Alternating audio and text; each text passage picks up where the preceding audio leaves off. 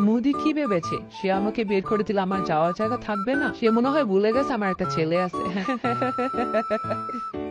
বাবা জয়, জয়। এত রাতে কে?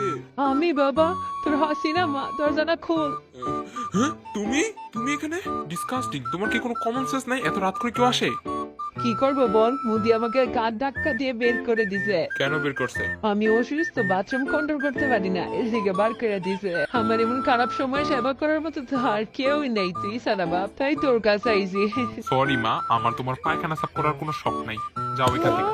জয়, আমি কিন্তু তোর মা, তুই আমার এমনি নাতি দিলি। হ্যাঁ দিছি, কারণ তুমি এখন কোনো কাজের না। কিন্তু আমি তোর হাসিনা মা। ভুলে গেছো? তুমি তো বলতা যখন যাকে প্রয়োজন ব্যবহার করো তারপর ছুঁড়ে ফেলে দাও।